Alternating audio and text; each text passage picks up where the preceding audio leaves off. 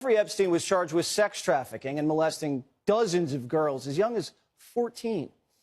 But those girls never got their day in court because a month later, Epstein was found dead in his cell.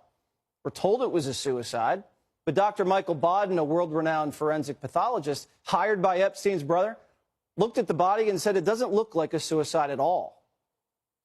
At the autopsy on day one, there were findings that were unusual for suicidal hanging and more consistent with ligature homicidal strangulation. I think that the evidence points toward homicide rather than suicide.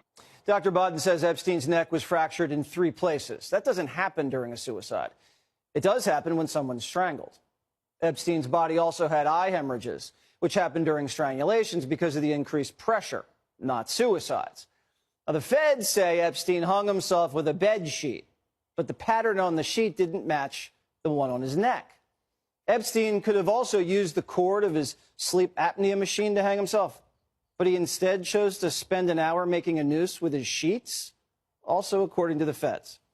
Obviously, nothing adds up, but the feds still say it's suicide. And this week, Business Insider looked into the Epstein case and raised a very important question. Why has it taken almost 3 years for the Inspector General to release a report on Epstein's death?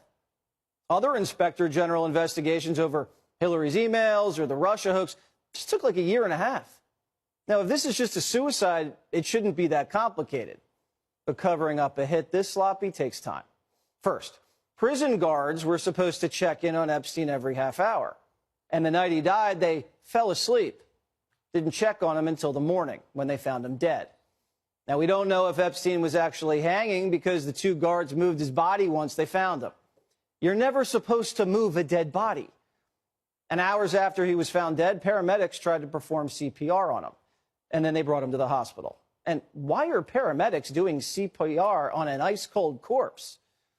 And why didn't people draw a chalk outline and take pictures? That never happened. Now, something Primetime's never shared before, but we thought now would be a good time to do it. When I was taken to the emergency room when my back went out, I found out that the same EMT that scooped me up was also the first paramedic on the scene to see Epstein's body in the cell. And he told me something as I was being whisked away to the hospital. He said the scene in the jail was unlike anything he's ever seen before. People moving the body, tons of people in the cell, items being moved around in the cell. Now, unfortunately, I never got the paramedic's name because I was rushed into the emergency room in severe pain. Now, Epstein's cellmate was also moved to another cell the night before he died, so he was all alone.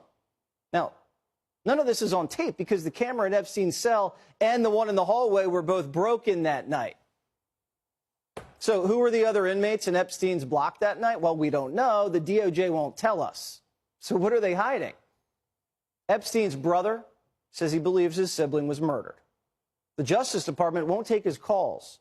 And Epstein had plenty of reasons to live, according to his brother. He was optimistic in the days before he killed himself. His lawyers were appealing his bail, and they had already ready to, what, $100 million on the table? House arrest in a mansion doesn't seem that bad. Epstein had signed a sweetheart deal with the feds 10 years earlier that protected him from prosecution, he thought. So he thought he'd walk. So if the Department of Justice Inspector General is doing a legitimate report, you'd think they would have contacted Dr. Biden. They haven't. You'd think they would have contacted Ghislaine Maxwell. They haven't. This looks like a massive cover-up we're witnessing, which tells me Jeffrey Epstein was an intelligence asset who got put to sleep that night. Prove me wrong.